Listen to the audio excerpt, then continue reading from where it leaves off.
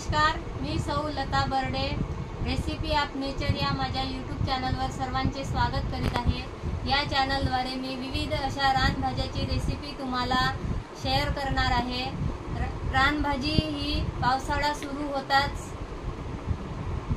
जंगलामध्ये रस्त्याच्या कडेला आजूबाजूला पडीत जमिनीवर कुठेही नैसर्गिकरित्या उगवते। या रानभाजीवर कोणत्याही रासायनिक खताचा तसेच कीटकनाशकाचा फवारा किंवा त्याचा उपयोग केलेला नसतो।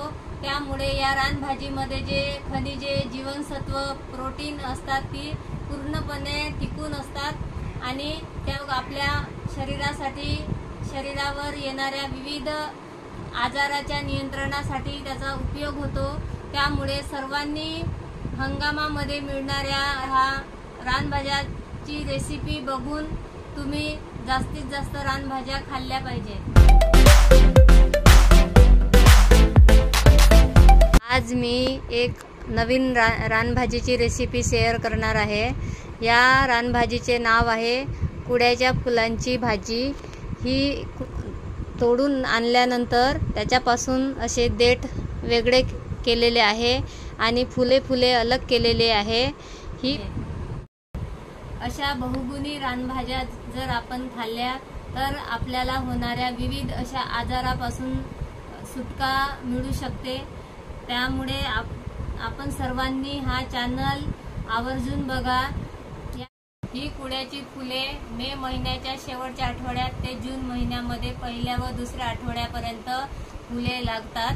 तर ही फुले आपण तोडून आणून त्याची भाजी केली तर आपल्याला ती खायला पण सुंदर लागते आणि शरीराला पण त्याचा खूप चांगला उपयोग होतो।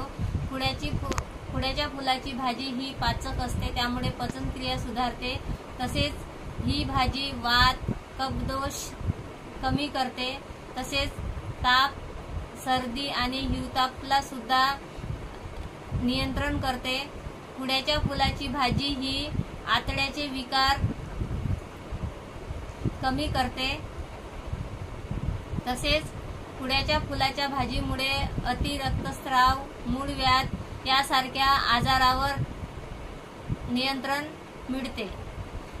त्यामुळे प्रत्येकाने हा चॅनल बघावं। या चॅनलद्वारे दाखवण्यात येणाऱ्या रानभाजीची रेसिपी बघून तुम्ही स्वतः घरी रानभाज्या बनवा आणि खा व विविध अशा रोगापासून स्वतःला वाचवा।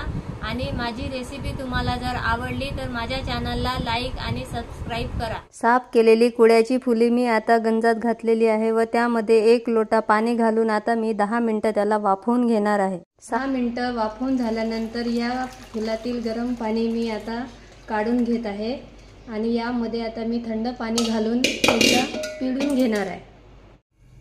याप्रमाणे मी आता पाण्यातून हे कुड्याची फुलं पिळून घेतलेली आहे। यामुळे या भाजीतील उग्रपणा, कडवटपणा जाऊन भाजी चवीला छान लागते। ही भाजी बनविण्यासाठी मी आता 2 पळी तेल घेत आहे। ही बघा एवढी भाजी आहे, त्याकरिता एवढं 2 पळी तेल लागणार आहे। यामध्ये मी आता तेल गरम झालेलं आहे, थोडे जिरे घालणार आहे। जिरे चांगले तडतडले की यामध्ये मी आता धुल्यानंतर मी आता 2 मोठे चिरलेले कांदे यामध्ये घालत आहे। कांदे चांगले भाजलेले आहे। आता यामध्ये मी मोठं टमाटर चिरून घालत आहे। हे बघा एवढे टमाटर टाकलेले आहे याच्यात। मध्ये मी आता टमाटर चांगले शिजलेले आहे। मी आता थोडी हळद घालत आहे आणि लाल मिरची पावडर टाकत आहे। यामध्ये हिरवी मिरची चांगली लागत नाही, त्यामुळे पूर्ण भाजीकरिता मी 3 चम्मच लाल तिखट घेतलेला आहे, छोट्या चमच्याने टाकत आहे आणि चवीपुरतं मीठ। अशी हे पूर्ण भाजी मी आता मिक्स करून घेत आहे आणि त्यामध्ये आपण पिळून ठेवलेली भाजी घालत आहे। ही भाजी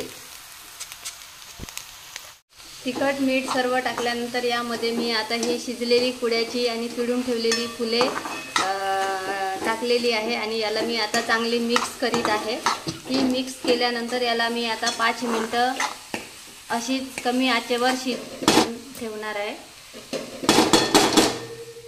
आणि ही आता 5 मिनटं शिजत आहे। 5 मिनटं आता शिजल्यानंतर हे मी झाकण काढलं आणि यामध्ये आता ही छान शिजून झालेली आहे। यामध्ये मी आता कोथिंबीर घालत आहे। कोथिंबीर घालून आता